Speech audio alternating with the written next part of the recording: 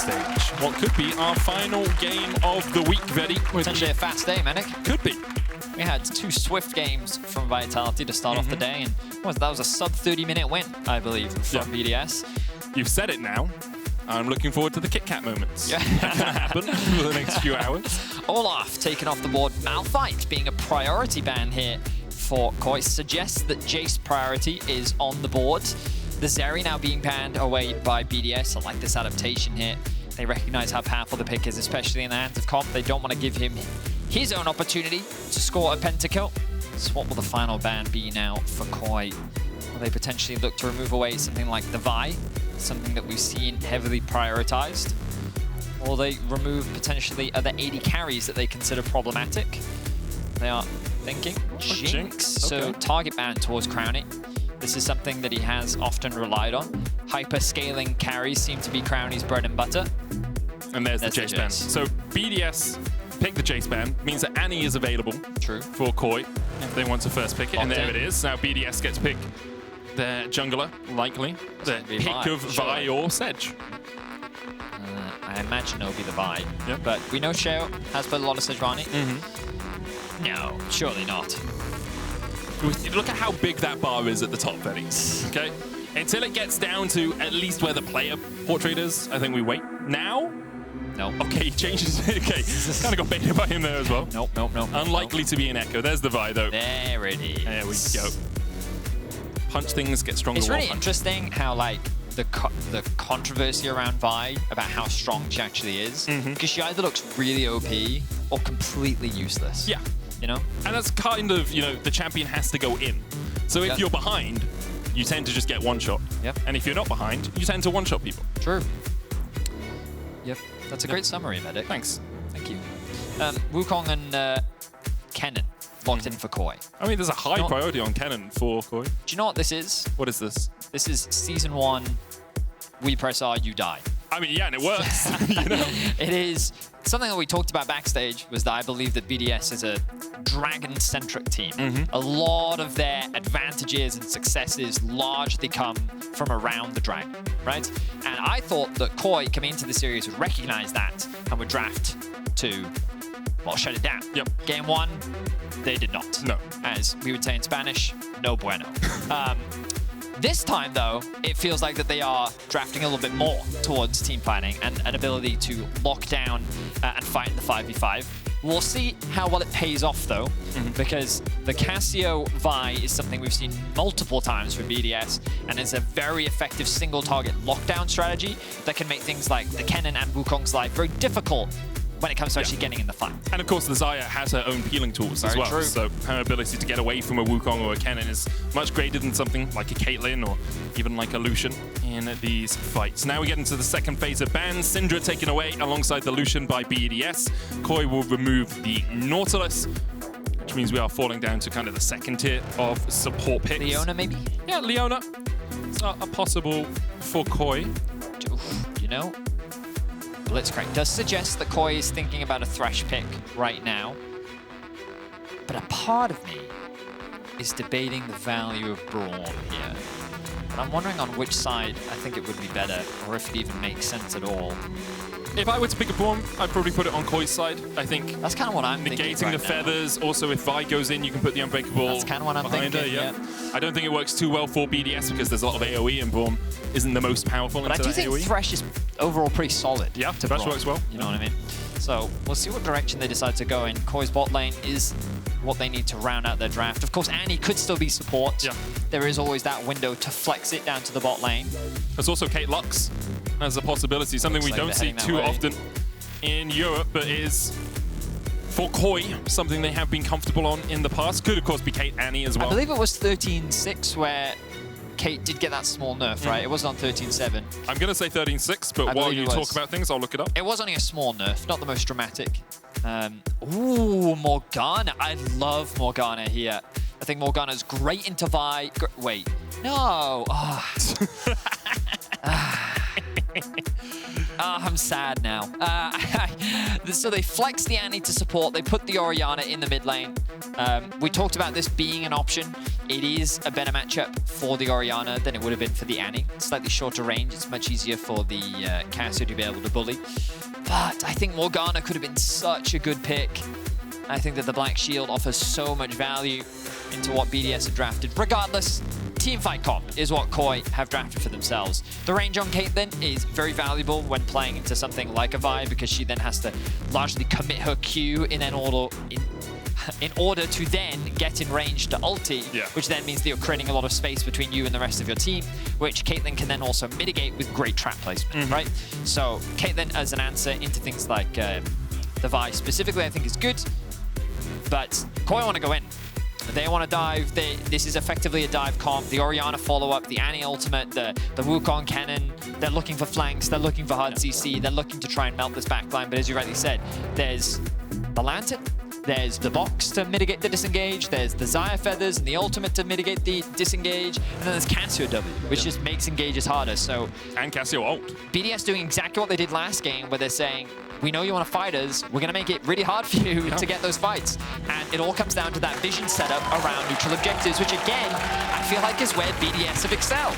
When they set up around this dragon, this is where they feel they're strongest and when they look the best. So we'll see if Koi have successfully been able to adapt. Can they change things around for game 2? They're going to need to, or they'll be moving into the lower bracket in our group stage. Not making it to the playoffs as of yet. They will be playing next Sunday to try and lock that spot. BDS perhaps one game away from making playoffs. Let's see if they can do it as they take on Koi.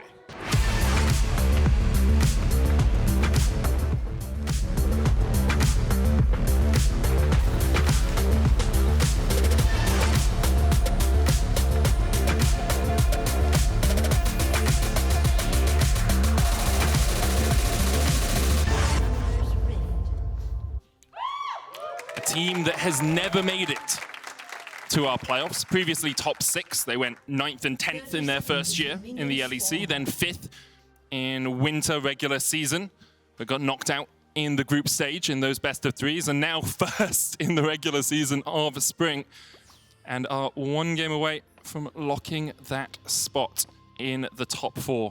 Here's what I will say. Format. Yeah. Hang on. Labrov, what are you cooking?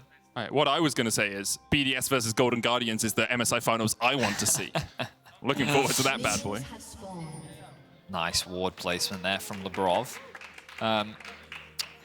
So, one of the downsides of our format is that it's very compact and compressed, and it's challenging to grow as a team, right? You're kind of forced into the fire, and you have to adapt and grow very quickly, right? Oh, but they've seen Trymbi. They will not land the hook, though. They predicted his movement. They weren't quite able to connect it. But BDS, while they did still have a lot of synergy, because they did come from the ERLs. Hang on, I had to... Oh, of course, it's the Sion It's the Sion strat. But they were seen on this ward, and Adam thought he swept, but wasn't quite in range. So the Sion strat is known, at least, by Koi. So for those unaware, this was something that we saw during the regular season. Kadril did summarize it for us. Basically, the idea is that Adam doesn't really care about losing early farm. You basically work together to clear the entire bot side jungle as quickly as possible, and then you threaten a dive. Adam will just be able to TP top and catch that wave. It went really wrong and badly last time, but you're splitting the map against a Caitlyn, and you're basically making it really difficult for Caitlyn to leverage one of her biggest strengths, which is her range in the early game. Now, they need to get this tower underneath. Adam is actually just going to TP up towards the top side, catch that wave. They're actually not going to threaten the dive. All right, so they don't want to overcommit to this. Adam's not going to lose too much. And Sheo now threatening a play in mid lane. Now, this is where things get pretty interesting, because Malrang, with all of this information, wants to try and cross-map on the top side. Hang on. Gone to Trymbi. There's the stun in response. Labrov getting chipped away. Both the support's quite low, as you say. Good damage on either side. Malrang here, I think, cloned over the Rift Herald wall to get in here without being spotted. Yep. And I was wondering what Sheo was going to do in response. Was he actually going to move into his top side and use nukes prior to contest his red buff? But he's saying, you know what, we're just going to create the split map. We're going to keep Malrang as far away as possible from this bot lane and make it impossible for the Caitlyn to play. Funnily enough, back when Gadril was a pro, this was something that XL used to leverage repeatedly when playing into Caitlyn lanes, and it's something that you often see. Ultimately, the idea is that Caitlyn's, one of her biggest strengths is her range. It's something that very few AD carries in the league can match, and so you ideally want to threaten dives and have constant jungle presence so that she's free to do that. By splitting the map, it becomes that much harder. Good stun there from Szygenda. Adam has to flash away. Stunned out of the decimating smash. We saw as well Larssen taking an early base because he didn't want to fall foul to the early gank in the mid lane that we saw in game 1. Sheo was setting up for it as well, was spotted on a ward, but it does mean that Larssen's now had to TP back into the lane with only a Sapphire Crystal. Whereas Nuke had time to back and save his TP. Might have to burn it here to save Adam. Szygenda low, flashes away. Adam will fall. Malrang flashes as well. And in the end, Koi just escaped from the top lane dive. What I will say is Adam played that as well as he could. The slow that he applied onto Szygenda's E into then the knock-up that he was able to get, or the damage rather that he got on his Q, was...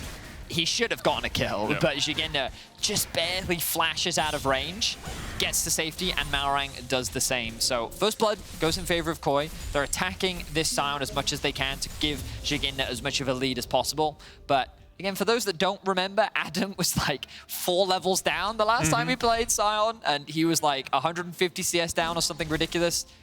They have their eyes on Larssen. He has to play so safe, realizes there's the flame back flash for the wall breaker to knock him back into the miasma, but the hook doesn't hit him because of that. Everything lined up until the hook was just wide. Larssen has time to flash and survive the dive. I wish I could look back at Labrov's Q because I wonder if he expected Larssen to get out of the miasma and then flash, and then he was going to flash, he was going to hook the flash. But in any case, you're quite right. If that hook had connected, that would have been enough for a kill. Nice play from Sheo initially to get behind him, knock him back into the range of the miasma so that Larssen couldn't flash out. Trymbi then comes mid to help Larssen catch this wave, and he's going to have to go back to base now. The next flash over the wall. Oh, no. Decides against it. I mean, it's not easy to do anything there as Thresh, because even if you land the hook, he's got cleanse, and then you're on the wrong side with the trap. We'll have another look at this. So, you can see here, flash in into flight, doesn't use the hook just yet. Flash in front into the Q, knockback into the flash miasma. Yeah, he should just be hooking Larssen there. He really should just be hooking Larssen there. So a bit of a misplay from Labrov would have resulted in a kill. But yeah, nicely done from Larssen to get out of that situation. And in the end, it's 3 flashes for 1 for Larssen. Yes, he lost out on a little bit of XP in that mid lane, but because Trymbi was able to come across, didn't lose out on too much. First Dragon, though, secured for BDS. Are you surprised? No, I am not. They haven't lost a Dragon in groups yet. They are literally 13-0. So remember when I was saying they're a Dragon team? If only Aurelion Sol wasn't nerfed this match, so Nuke would be bringing it out in the mid lane. Yeah, this team loves prioritizing Dragons. They will happily sacrifice Heralds. And that's not to say that they don't value Herald either. It's just an objective that they're like, we're fine. We want Dragons. Yep. And it's worked out well for them. Here, though, because they haven't been able to get any early kills, they are a little bit of gold behind. You can see most of that for Szygenda in the top lane, 700 gold ahead. Kind of expected in the Kennen into Sion, who jungled with his jungler for the first 3 levels and then TP top lane matchup. Not one that we commonly see, but one that we had seen a couple of times. For me, this is also where like part of my criticism for BDS came from, in that like this style that they bring, so far in groups they've been very repetitive of. I will have to hold my tongue for a second here as Malrang looking to steal that away. I think you can keep going. But I feel like that BDS do the same thing where they invest Sheo early on into the bot side of the map, and they use him to assist his bot lane in getting through the lane phase, and they use that bot lane prio into securing early drakes, and then they use these dragons to be able... Oh, the flash over the wall. They're looking for the play. Hex flash in. Nuke's on his way as well. There's the Lantern. Labrov just holding his position. Comp. Cleanse flashes. The hook still hits. Petrifying Gaze short. Featherstorm. BDS invest a lot there after Comp was pretty much safe underneath his tower. You can see what they were trying to do, but just a little bit overeager on some of those ults. Massive props to Trymbi there for landing that W. The 2-man stun allowed the bot lane of Koi to create enough space to get to safety. And that means that they walk away with their lives intact. Koi maintain this gold lead, largely thanks to their jungle and top side. And BDS, or Adam rather, on the roam. For those interested as well, We have, I know this was requested, we have actually added the stacks for Sion. You can see them at the top of your screen over there. For those interested, you can keep track of throughout the game. I'm curious as to how it'll do when it gets into the thousands. But, you know, there you go. You guys can track that. Now, fight over the Herald. Malrang and Szygenda on their way. Oh! Malrang steals it. The Slicing Master coming out as well. Unstoppable onslaught from Adam into the Lantern away, but in the end, Koi get the Drake. Didn't really have to invest too much to do it. Just a couple of ultimates. Get the Herald, sorry. Didn't really have to invest too much to do it. And because of that, they can now look to funnel more gold into one of their carries. Expect it to be down towards that bottom lane. Getting Caitlyn into a 1-2 item power spike can be very powerful for Koi and Comp. Although he has been inconsistent, I think the Koi's bot lane generally has been inconsistent this year compared to where they were in 2022. We have seen him enough times carry from a position where he's ahead as a bot laner. Larssen, though, man, this guy is playing whack-a-mole with enemies right now. It's like you pop one down, a couple more pop up.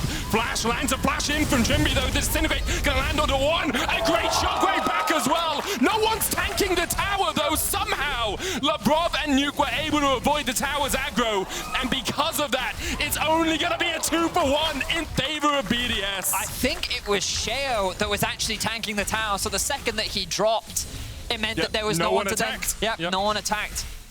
BDS getting away with a bit of murder there. It's actually great because Nuke then couldn't have had poison on the Annie either. Because otherwise the dot will do it. We'll have another look at it, when we get the replay, we'll be able to break it down properly. It looked like it was going to be... So much credit to Trymbi there. The response where he flashes in, he sees the potential dive coming. Larssen either communicating it or Trymbi on the read. The ball put in place to try and get the ultimate down. Look at this, 2-man stun on the backside. It is Sheo that has the ultimate, the aggro for the time being. Then the ball comes back to Larssen, gets a 3-man shockwave. No poison on Trymbi. Then they get the kill onto Sheo, and then he dies. Yeah. And then they just don't attack, so they don't draw tower aggro. Trymbi doesn't have the damage to kill the Labrov. The W just short of range.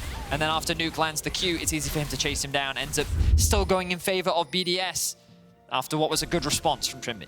You saw Nuke putting the Twin Fangs into Trymbi as he chased onto Labrov. Trymbi was out of tower range, which is why Nuke then doesn't take the aggro, right? As Trymbi steps forward. But once again, it's all action around the mid lane here, Vedi. For a 4-kill game at 11 minutes, there's been a lot happening on the Rift. Trymbi here, hook on Malrang will connect. Larssen's on his way across, though, does have that shockwave. Modern shield onto Malrang as well. Very powerful ability, that Annie E. Now, Koi is in a much better position when it comes to this dragon. Look as well, Szygenda has the TP, and he's forcing Adam underneath that tower. Szygenda should be able to get to move first, and it's really important that Szygenda interrupts this back. Great, because what Adam wants to do is back and then threaten the ultimate. Yep. Exactly. He wants to try and get to that teamfight as quickly as possible. Szygenda has so much more control here. Koi has pushed in mid. They've dropped the Herald as well, which should guarantee them prio. Nuke though going for a skirmish against Larssen. Larssen low mana here. Really trying to force him away from the tower so that Larssen couldn't attack the tower and then get some of the gold from the plates. Instead, that will all go into Malrang.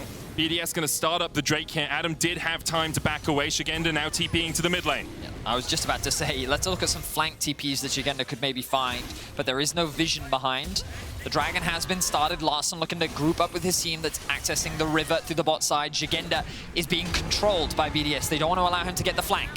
Unstoppable onslaught will connect. There's the Featherstorm as well, and Comp is rooted up, but he's able to escape. Cyclone in the midst of the pit as Malrang tries to get away, but Szygenda now onto the back line with the shockwave as well. Just slicing and dicing a BDS. One down already as Adam's fall down towards the bottom side. Nuke is trading against 2 though, and Nuke is winning out that fight.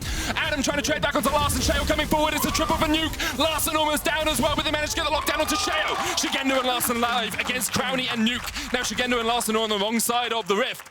But Crownie will let them walk away for now. Nuke trying to get in as well. Szygenda just distracting because he knows his mid lane is trying to get back. The Blade Caller could come back here looking for the root. Crownie, that's less than 1 HP. He's down to 7. Poison Fang gonna land, but Szygenda able to dodge away from the Noxious Blast. Labrov is on his way though in this cannon. The little lightning rat likely to be squashed. Trying to dodge between these 2 towers. But he manages it! Wow! That was fancy feet. Pikachu able to escape the Pokeball, it seems, as BDS can't collapse around him. Wow, I hope we get a replay of that from Szygenda, because that was, I've always been hit by the towers there. I always get hit by them 3 times. I don't know how he did that, but that was some sick tech. But what a team fight, because that was a fight on 2 fronts. Larssen and Szygenda got the perfect wombo combo, but Nuke on the backside was able to just decimate Koi. A solid engage, difficult follow-up though from the rest of BDS, so Adam kind of falls short at the start. But look at this, Larssen puts the ball in, flashes in, gets the shockwave. But look at this flash that's happening from Nuke as well. I think a 2-man, 3-man ultimate on the backside means that he can immediately shut down Comp, also get that kill onto Malrang as Larssen and Szygenda's cleaning up on the backside. It would have been a one-team fight, but then you see Sheo trying to flash in, gets body blocked by Szygenda. Sheo then loses his life. I'm amazed that Larssen and Szygenda got out of this. So we get to watch that. Look at this bandit. So he kind of does like a jiggle up, tech, down, two up, steps down, up, left, right, B. Oh my, that was cool. And the thumbs up for the camera as well. He actually has a fully equipped inventory there as well after doing that. 2 howitzers and an AK-47. Yeah. All this cash is dropped on the floor from everywhere. Yeah.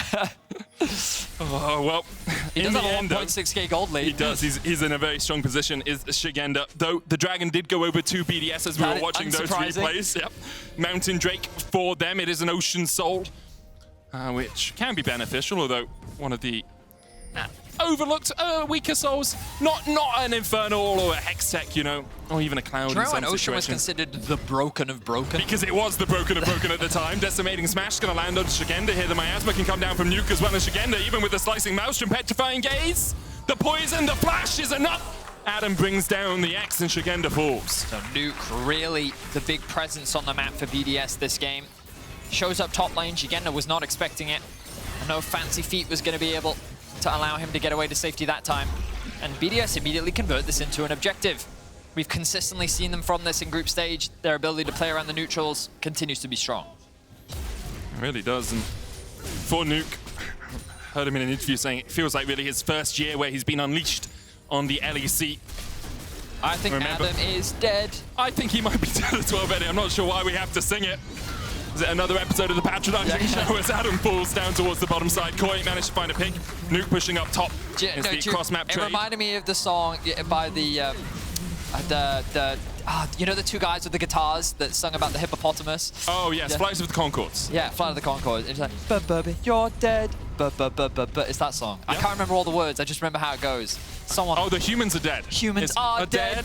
Once again, without emotion, the humans are dead. See, that's what came to my mind. Like, Adam's now dead. No one gets that. That's a Is that showing my age? Is that me showing my age? You're the hippopotamus in this situation. I'm just the rhinoceros, you know.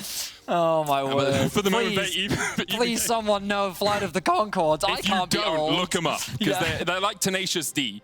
But really funny. Without Jack Black, which is, you know, a little bit of a loss. Funny, but they are very funny, as you say. Honors even in this game, Betty. Only 500 gold between the 2 teams, and it really is the Nuke show for BDS. Used to live up to his nuclear name a little bit this year. Really stepping up for the team, and now 4-0-2 on this Cassio. 6 stacks on the Rod of Ages as well. Level 11, highest level in the game, alongside Szygenda. The question for Koi is, how do you deal with a problem like Cassio? We'll Next find out. question. Moving on. No, I think it's really difficult. The big advantage for them is that Larssen is, of course, in a very powerful position himself, but you all right there, mate? Yeah, I'm just breaking the table. Okay. Labrov, he may as well be dead. He tries to flash away, but a double cyclone with the clone is enough. Crownie coming in from the side as well. Now, Sheo does have a good flank here, but it's going to be a 2v4 if Sheo goes in. Yeah, no, do not go in. Pretty sharpish, decides that might not be the best course of action. Nuke, though, pushing in the bottom lane once again. He's been put onto side lane duty here for BDS as Koi bring Trymbi and Larssen over to answer, but that will be another tier 1 falling. All of their first tier of towers has been raised, and they are only 1 tower for themselves so far in this game. Want to draw everyone's attentions. We try to reference. You're going to literally draw our attention? Yeah, I will. Yeah, nice. Yeah, so you'll see that Larssen has just ticked over to level 11. If you look at the icons, you'll see these little pink bars next to their names. That is the XP bar, which shows you how close the champions are to their next level. The reason why I want to showcase that is because you'll notice Szygenda is... Oh, we've also got XP per level as well. But Szygenda is now just ticked over to 12 as Adam just about to hit level 11, so there's a full level difference between the two top laners, but the same is true for the two mid lanes. Yeah. And once Nuke gets that level 13, it means that he will have both his Q and his E maxed, which in my opinion, with 2 items, is really where Cassio comes online as a champion. Like, she will get stronger as the game goes on, but this is really where you kind of like, when you talk about late game power, this for me is where Cassio feels like she starts to get really, really oppressive and strong, and Nuke is just about to hit that breakpoint. Well, isn't it a great thing that he's hitting that breakpoint around the next Dragon timer as well? 15 seconds on it. Sheo looking for comp here, goes in with the cease and desist. Crownie on the chase as well. Comp though able to dash away with the Gale Force. Trymbi's on the wrong side of the rift and stuns up Crownie. Puts down at the Tibbers as well, but can't quite get the damage. Tibbers going to chase. Malrang down towards the bottom side. Crownie has to flash away. Nuke coming in though. So far, 2 to the good for BDS. They win out the fight. Crownie was able to escape the mauling of a bear. Larssen still has the shockwave here. Szygenda still has the ultimate, but you don't really want to fight into 5 members strong of BDS. No jungler means that there's no risk of a smite steal unless Larssen's able to land a big shockwave. But BDS's control around these dragons remains strong. Medic, 15 dragons to 0 has been their dragon control throughout the group stages so far. Just incredible objective control from this team. And look, Sheo ignores the lantern, says, I'm going in, team, you better follow up. Crownie commits the ultimate very early on, which then means that Trymbi sees a window where he can maybe get a kill onto Crownie. Unfortunately, this support Annie doesn't have the damage. Labrov also drops the ultimate to just create space between Comp and BDS. They get the execution onto Malrang. They also get that kill onto the Annie. Crownie has to run away furiously from the bear. We're just hot on his heels, but BDS lose no members, and now for the first time this game, they actually have the gold lead. Yeah. Remember that a lot of the deficit came from the top side of the map, and that will continue to be the case, but with a 1.8k gold advantage in the mid lane, 2 levels is the item difference. Nuke is having a very impressive game. He really is. Rod of Age is now fully stacked, level 14.5 for him. Szygenda is still only level 12, Larssen still only level 11, is about to crest over to 12 though, and now it becomes a very difficult tightrope to walk for Koi because you have to fight the Drakes unless you want to give up an Ocean Soul, which, as we've said, isn't going to lose you the game, but definitely isn't going to help you out in terms of winning the game. There's also Baron to contend with, and while you're taking a Drake, BDS could set up around the Baron, and you can see the vision now really the main name of the game. Labrov, sometimes you see someone over this wall with a sweeper, so you can catch them with a hook. Did have the Lantern as well if you wanted to get Nuke in, but now Labrov will team up with Sheo and Crownie to try and gain vision control up towards the top side of the map. They're threatening the Baron. One of the things you always have to remember when playing against the Cassio plus jungler can just do the Baron. Yep. And it's something that Koi will need to just be very wary of. Malrang using the smite to at least secure the blue. But Koi being suffocated out of the river once again. We've seen this time and time again from BDS. They're moving deeper into enemy jungle. They found Trymbi. Cease and desist onto him. There's the hook as well. The Lantern back and Nuke is brought in. Trymbi does get a double stun, but he's running to nowhere. He will fall. Nuke takes him. Comp trying to answer back with a bit of damage. Adam coming in from the side as well. The ace in the hole hits onto Labrov. Szygenda might try and catch out Adam here. Can stun him up, can lock him up for days. But can Koi get the damage down? Decimating smash from Addy. Adam still finds his mark. Malrang going in with the Cyclone as well. Larssen looking for a shockwave position. Watch that ball in this fight. Sheo flashes away. Larssen has the ball pushed forward. Crownie though, dashing in. Feathers fly back as Adam once again steps up as the front line for BDS. Malrang can dash in, but no Cyclone on him. Slicing Maelstrom and Shockwave still a combination that BDS have to be afeared of. At the end of the day, BDS will just walk away with the single kill that they got onto Trymbi. This is a big window, though, where Koi have gained a bit of space. They can reclaim some of that vision control on the topside river, as it was BDS that's forced to back away. For now, Koi, as you rightly said, always had that risk of wiping BDS off the map. Oh, TP behind. They're looking for comp. You can see this. Nuke actually TPing right behind. Adam going there as well. And comp, he pushed the wave up. He thought he could regain some pressure. Nuke flashes forward. Petrifying Gaze. Noxious Blast shut down for Crownie. Adam keeps Trymbi away from the fight down towards the bottom side. Malrang now needs to run for the hills to try and escape. However, for BDS, this is still a risky call. You have those big ultimates. You have Trymbi needs 3 more stacks to get his stun online. Uses one with the Molten Shield, can use the Disintegrate as well to get another. Adam the front line though, and it's going to be very difficult for them to get through him. Trymbi stepping forward, Labrov, there's the double stun. Larssen and Szygenda retreating as the Baron has been called off by BDS because they're looking for a little bit more action. Adam, ultimate 2 seconds away, the cease and desist into Slicing Maelstrom, but no one is in the midst of the meat grinder. Adam with the on-top onslaught is able to catch up on Szygenda. Trymbi trying to put the damage down as well as Larssen and Malrang have to retreat. BDS get 2 once again. Comp though has respawned. The shockwave was good from Larssen, but it wasn't good enough. At the end of the day, it's a trade of kills with BDS walking away with more. The dragon respawns in a minute, and they want to get that reset off. You can see BDS don't want to commit to the Baron, they want to turn, but it's a bit of a shaky turn as Trymbi's really the only target they can look for. The hook doesn't quite connect onto anybody. Szygenda and Larssen continue to create space, but this is where Sheo sees the window to dive onto Szygenda and maybe eliminate him from the fight right from the get-go. Nuke is there to follow up. Crownie isn't really in a great position, and a good flash away from Szygenda buys some time. Good 3-man shockwave from Larssen creates a bit of space, but unfortunately, without comp, the consistent damage isn't there, and Adam gets to reign free. That front line just has no risks attached to it, and now Nuke has found Malrang. Petrifying Gaze just away from Malrang. Some spidey senses there. It feels Noxious Blast though with the chase. Nuke looking for a little bit more. The Twin bangs the movement speed. Malrang goes back in with the Cyclone, but the rest of BDS are collapsing. Nuke is low. Szygenda trying to put the damage down, but the Lantern away. Into the flash forward. They lock him up. They take him out. Larssen's fallen. And perhaps with it, Koi's hopes of winning this game. Labrov low though. One more auto flashes. Face plants into the wall and is sent face down into the dirt by Koi. BDS though, they have a jungler and Koi do not, so this will be the Ocean Soul for them. Exquisite hook from Labrov. The man landed exactly onto the target that he needed to. Larssen had no opportunity to flash. The follow-up chain CC of Vi plus Cassio is just so terrifying to deal with. And with Nuke alive and no jungler, well, Malrang is now back up, but will he be able to get close enough? This feels like it's been BDS's game from start to finish. Larssen no TP, he's up now though. Koi need to distract, to stop, to dissuade BDS from doing this any further. Malrang's on his way. Trymbi could look for the flash in, but Sheo has the smite. 1,200 is what you're looking for.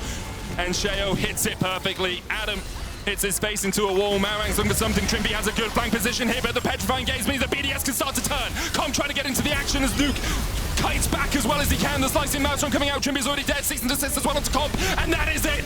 BDS will wipe away Koi in the river, where they're usually at home. Koi have been found floundering. The smite coming out from Sheo as well. Comp's going to try and walk his way out of this one, but another bolt breaker finds its mark. Crownie on the chase, flashes forward the hook, but the ace as BDS clean it up. Adam falls, but it doesn't matter because the rest of BDS clean up beautifully. 11-0-5 is the scoreline for Nuke after he has dominated Koi from start to finish. With the Baron, I don't know if BDS can end the game right now, but they can sure do some serious damage as Koi is left in tatters. Crownie will get this tier 2 in the mid lane. Nuke and Sheo trying to keep this minion wave alive. Can't quite do it, but 3/4 of the HP of that top lane tower have already fallen. Vault breaker over the wall from Sheo will get him out, and we see not only BDS's play around the dragon, but also their play around this Baron that set them up for such a decisive victory in the fight. So remember that Larssen still isn't here in the fight, but they're looking to try and punish BDS on the retreat. Adam, though, acting as that wall. A good Petrifying Gaze keeps Szygenda away for long enough so that when Trymbi's ultimate goes down, there's not enough follow-up. Then the second Szygenda goes in, Nuke just creates so much space that it's difficult to lock him down, and Comp is immediately forced to retreat. Labrov flashes over the wall to give him time to try and catch up to Comp. The slow comes through, and Sheo is saying, you know what, I think we can chase this, the smite for the bit of slow. And then what's there left to say? Labrov lands another great hook. BDS are just performing like I would usually say out of their mind, but right now they seem to be very much in their right minds, totally dominating Koi all over the map. We have to remember, Koi beat G2 yesterday. Yep. BDS performing like the regular season winners that they are, the first place team, looking to make their first ever playoffs as an organization, and to do it by going through Koi Larssen. TP behind, the shockwave from Larssen only hits onto Nuke. He is locked up, the Pentagram gate's coming out as well. Nuke pops the stopwatch. Labrov trying to get into Szygenda as well, but Szygenda's onto the back line. Nuke already down. Malrang will follow as well. The slicing mountain, there's no one there to follow up. Szygenda burst before the rest of Koi can join in. There's a vault breaker over the wall, I can see it. Trymbi flashing in the face of Adam, but it really doesn't matter as Crownie picks up a triple. And Nuke has fallen, but at what cost for Koi? It looks like it could be the game, Medic. Only 2 members left alive, Larssen and Comp to defend. Comp is trying to clear out the mid wave to mitigate the pressure that's coming down onto the Nexus towers. Larssen is going to heal. The last stand for Koi. A date with Vitality awaits for BDS. The hook, the knock of the cease and desist, and ceased surviving Koi. BDS on the Nexus towers, sub 30 once again, as in dominant fashion, they are looking to secure their spot. Comp still trying to dash away, trying to flash away, trying to do anything, but look at the meat that is in front of him. These meatballs of Adam and Sheo just cannot be stopped. Crownie on the Nexus, and BDS in playoffs. For the first time in the organization's history, they will secure top 4 in LEC Spring. And what an impressive climb it has been. Last split, it was the rise of SK, knocking out Vitality and having an impressive run, going all 5 games to the Mad Lions when it came to the best of 5. But now it's BDS's time to shine. 2-0 into 2-0 after the win yesterday from Koi. I was expecting this to be a closer match, but BDS, they stayed true to their style. Yep. And I think what's most impressive is it's just solid, fundamental lead.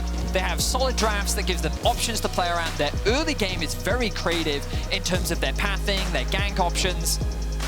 They're fairly reliable laning, outside of maybe Adam, who, you know, like, in his defense, he largely sacrifices a lot for his team. But, like, just their objective control has just been so impressive. 16 dragons, Medic. Yeah. I believe they've got...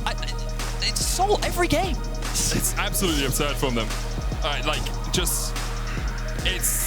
you see windows where teams can challenge them, and then you see teams try to challenge them in those windows and lose. And that's the issue. And you're facing up against BDS. And it's one of those things as well where, like, I think something that I didn't appreciate, that I'm grateful the analyst desk drew my attention to, was this mid-jungle synergy, because it feels like that Nuke and Sheo are playing on a whole other level compared to what we've been seeing from them. And just this creative level 1s, the early game jungle pathing, the way that they kind of have this reliable bot lane that fails to let you down, and it's just... Yeah. It's incredible how much growth that this team has made in such a short amount of time. And you just look at how often we talk about Malrang in Koi games usually, and how much we talked about him in the early game today.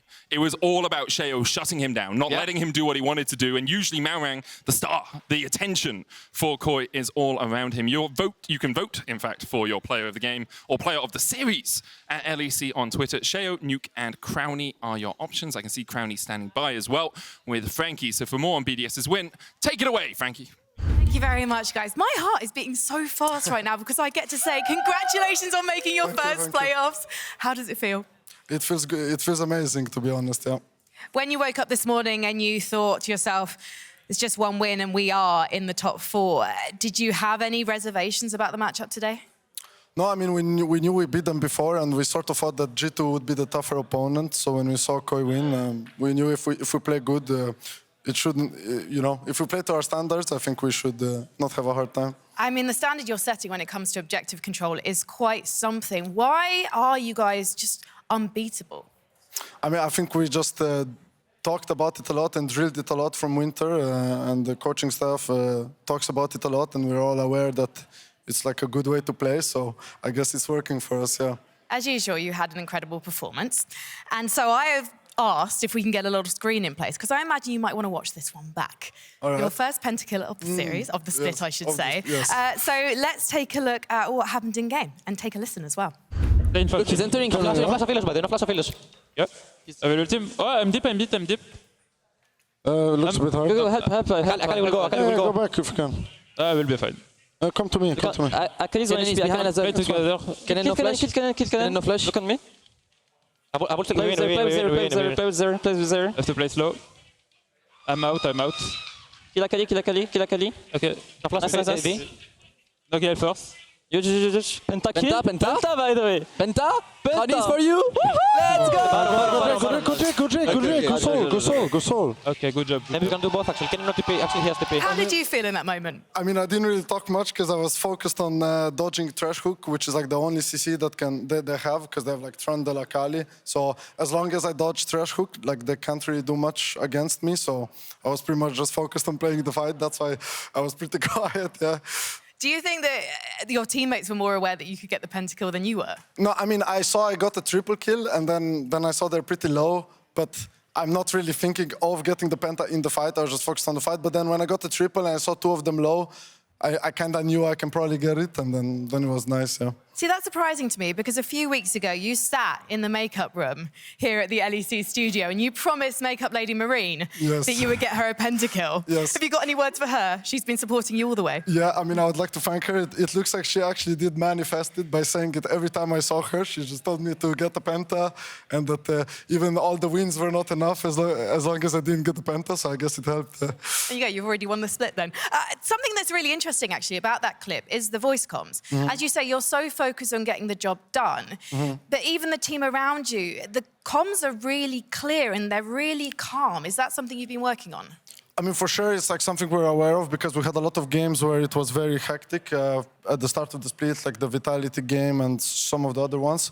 So we, for sure, like, a lot of times we just tell each other to kind of just focus on playing the fight well mechanically, and, you know, because we are all good players, so you just need to click well, like in the fight, and it should be fine. You don't need to like shot call everything, pretty much. Well, you'll be playing Vitality next. Yes. Because you are in the best of 5. Yes. How do you feel about this matchup?